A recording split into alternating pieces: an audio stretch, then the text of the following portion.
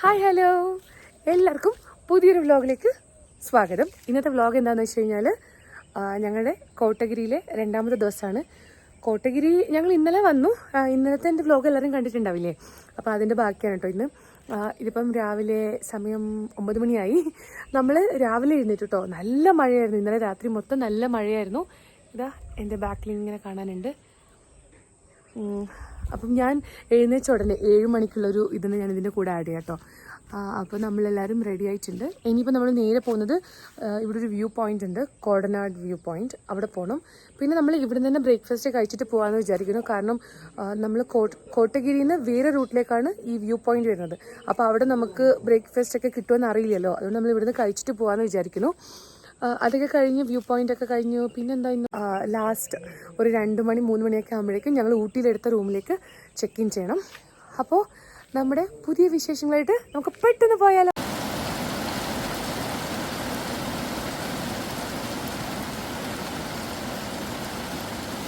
Good morning. ഇപ്പം രാവിലെ 7 മണിയായിട്ടോ. ഞാനിങ്ങനെ റൂമിൻ്റെ പുറത്തേക്ക് ഇറങ്ങുമ്പോഴേക്ക് ഇങ്ങനെയാണ് ഇവിടുത്തെ ഒരവസ്ഥ. ഇന്നലെ രാത്രി ഭയങ്കര മഴയായിരുന്നു കേട്ടോ ഇവിടെ കോട്ടഗിരിയിൽ. അതുകൊണ്ട് തന്നെ ഭയങ്കര തണുപ്പുണ്ടായിരുന്നു. ഇപ്പോൾ രാവിലെ ആണെങ്കിലും നല്ല തണുത്ത അടിപൊളിയായിട്ടുള്ള കാലാവസ്ഥയാണ്.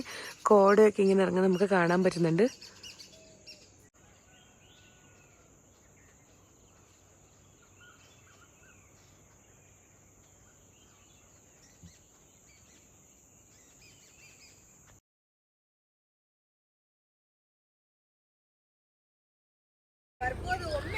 നമ്മൾ ബ്രേക്ക്ഫാസ്റ്റ് ഒക്കെ കഴിച്ചിട്ട് ഇറങ്ങുകയാണ്, വെക്കേറ്റ് ചെയ്തിട്ട്.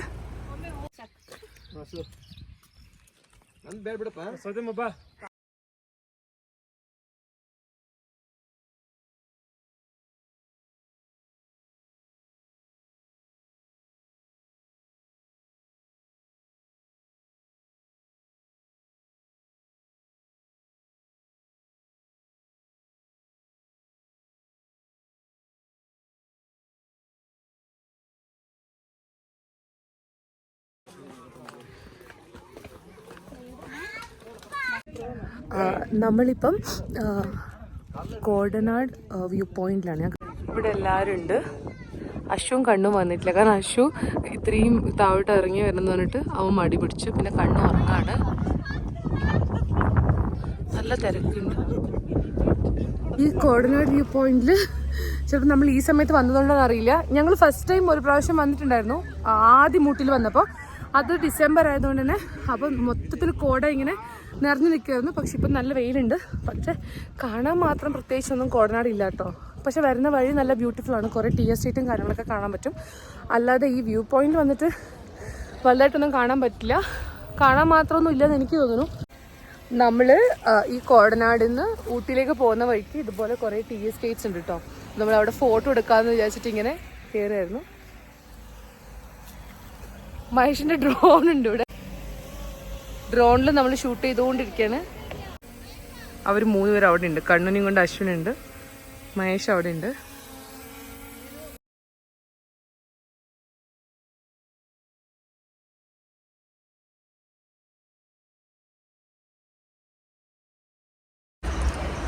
നമ്മൾ ഫുഡ് കഴിക്കാൻ വേണ്ടിയിട്ട് ഇപ്പം സമയം 3 മണിയായി.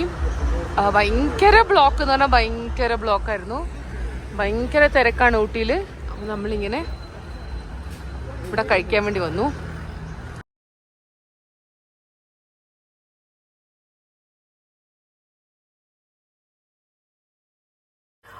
ഇതാണ് കേട്ടോ നമ്മൾ ബുക്ക് ചെയ്ത റൂം.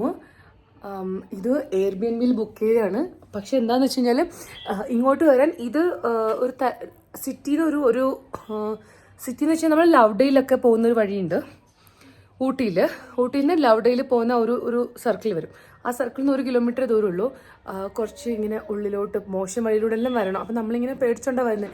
ഇവിടെയൊക്കെ ഇങ്ങനത്തെ റൂമായിരിക്കും, അറിയില്ലല്ലോ, മോശമായിരിക്കും എന്നൊക്കെ നമ്മളിങ്ങനെ പ്രതീക്ഷിച്ചോണ്ടാണ് വന്നത്. അപ്പം ഞാനും സോനും കൂടിയാണ് ഇത് ഫിക്സ് ചെയ്തത്.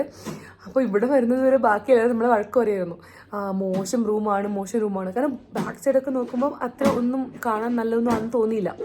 പക്ഷെ ഇവിടെ വന്ന് അകത്ത് കയറിയപ്പോൾ നമുക്ക് മനസ്സിലായി നല്ല വീടാണ്. നമുക്ക് ഇവിടെ ഒരു ഹാളുണ്ട്, പിന്നെ ഒരു കിച്ചൺ ഉണ്ട്, ഇതൊരു ഡൈനിങ് സ്പേസ് ഉണ്ട്, പിന്നെ ഇതൊരു വലിയ റൂമാണ്.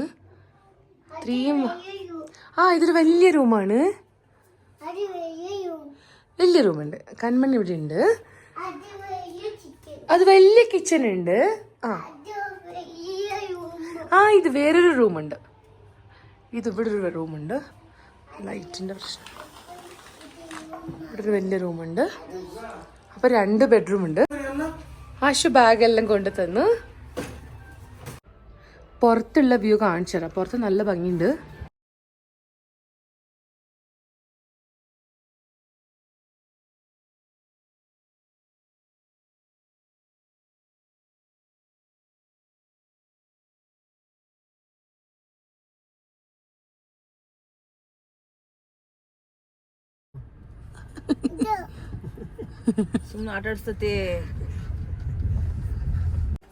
അശു റൂം ഇഷ്ടായിട്ടോ നിങ്ങ?